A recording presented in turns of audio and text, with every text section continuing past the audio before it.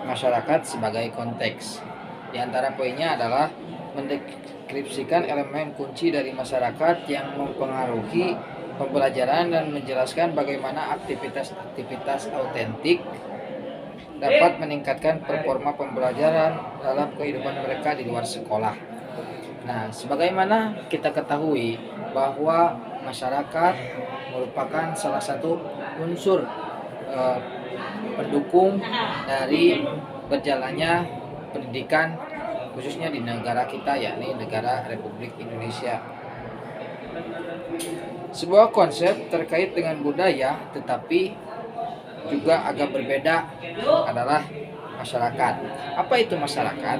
Masyarakat adalah kelompok sosial yang sangat besar dan bertahan lama yang memiliki struktur sosial dan ekonomi cukup eksplisit, juga institusi dan aktivitas kolektif.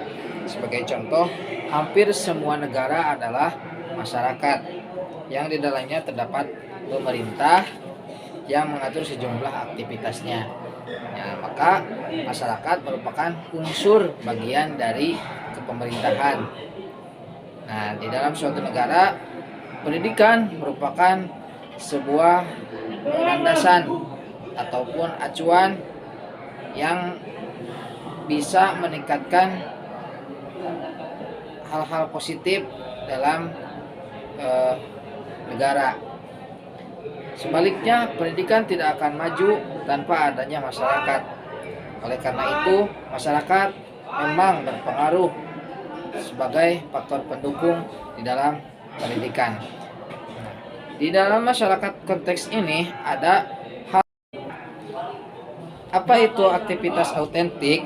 Aktivitas autentik adalah aktivitas yang mirip atau sama dengan yang pada akhirnya akan dihadapi siswa-siswa di dunia luar. Nah, jadi aktivitas autentik merupakan aktivitas di luar sekolah yang akan dihadapi oleh para siswa-siswi. Aktivitas-aktivitas seperti ini dapat memiliki beberapa manfaat. Manfaat dari aktivitas autentik adalah salah satunya dengan bekerja dalam konteks naturalistis menggunakan sumber daya alam, sumber daya fisik dan sosial yang ditawarkan oleh konteks-konteks seperti itu, misalnya peralatan, orang lain. Para siswa seharusnya dapat mencapai lebih dari yang akan mereka capai dalam tugas yang relatif sederhana dan artifisial di dalam kelas.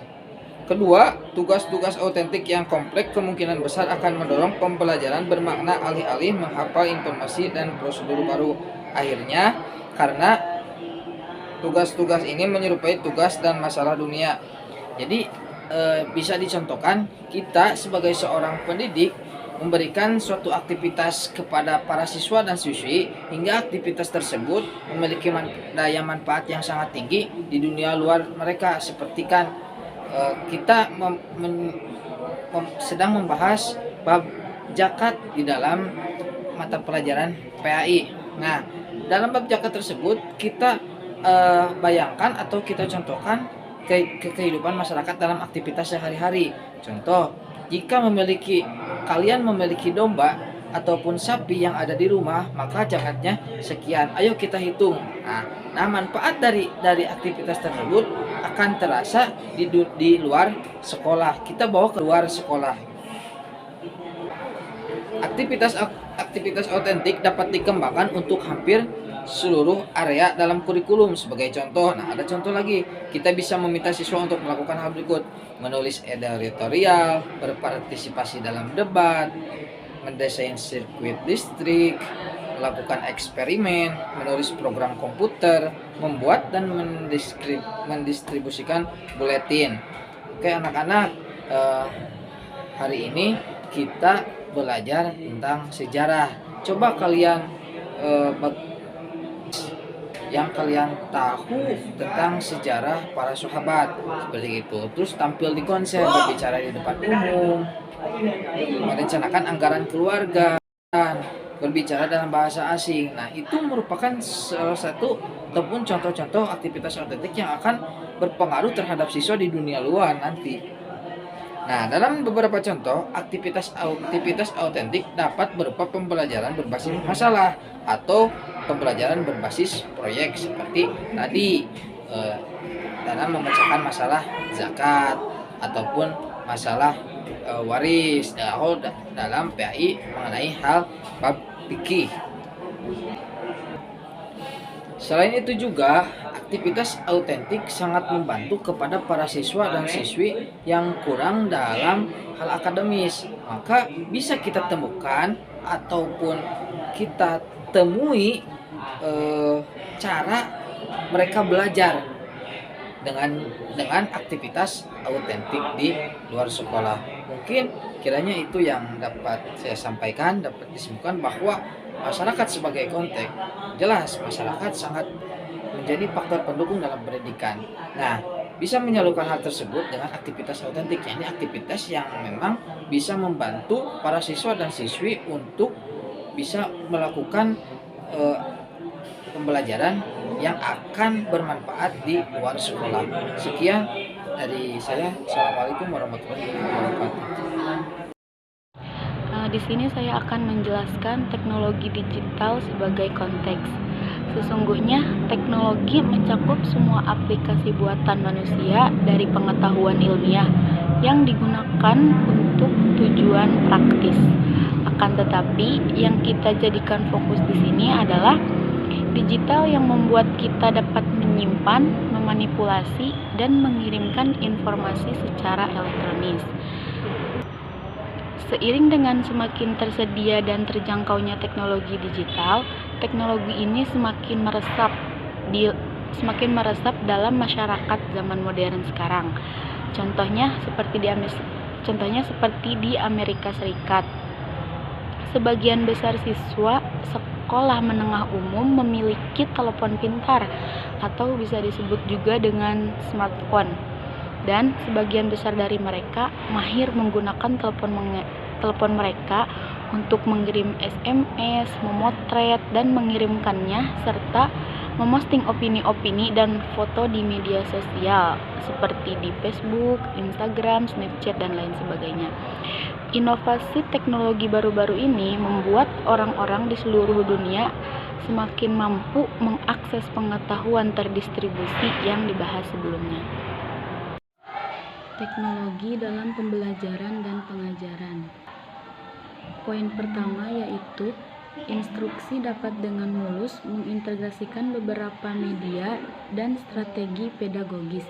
Sebagai contoh, program perantil lunak instruksional sering kali mengintegrasikan teks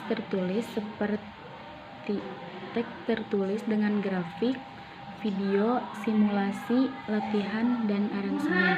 Poin kedua yaitu instruksi dapat dengan mudah dibuat lebih individual demi mengakomodasi kebutuhan untuk para siswa. Sebagai contoh, sebuah proyek riset berbasis internet memungkinkan siswa untuk mengejar topik minat proposal dengan kedalaman tertentu. Poin selanjutnya, instruksi dapat disampaikan dari jauh melalui internet. Sebagai contoh, siswa dapat berpartisipasi dalam berbagai aktivitas di dalam teks ketika mereka harus absen dari sekolah untuk periode panjang.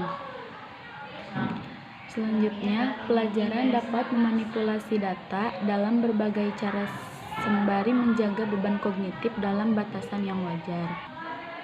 Guru dan siswa dapat dengan mudah berkomunikasi dan kolaborasi satu sama lain. Kemudian, teknologi menawarkan banyak cara untuk menyajikan aktivitas-aktivitas autentik.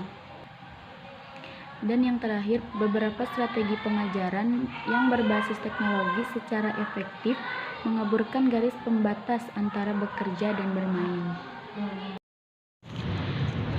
Materi selanjutnya yaitu mempromosikan literasi teknologi. Kita juga harus tahu bahwa menggunakan teknologi dan internet memerlukan pengetahuan dan keterampilan spesifik yang disebut dengan literasi teknologi.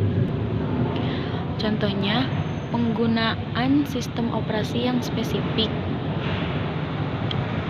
Alat selanjutnya yaitu pembelajaran daring. Setiap tahun lebih banyak lagi instruksi berlangsung di internet sebagai suplemen atau pengganti untuk instruksi tatap muka dalam bangunan fisik sekolah. Instruksi seperti ini disebut sebagai pembelajaran daring. Dalam beberapa dekade terakhir, pembelajaran daring telah melaksanakan berbagai sasaran. Misalnya dalam sekolah K-12, pembelajaran daring dapat melengkapi instruksi pada level kemampuan para siswa saat ini. Misalnya, dengan beberapa siswa bekerja pada pengetahuan dan keterampilan fundamental dan siswa lain mengejar konten yang maju. Kemudian menyesuaikan strategi-strategi instruksional untuk mencocokkan kebutuhan unik para siswa. Ada juga menyediakan peluang bagi para siswa untuk mengaplikasikan materi pembelajaran ke dalam simulasi semi-autentik dan kompleks.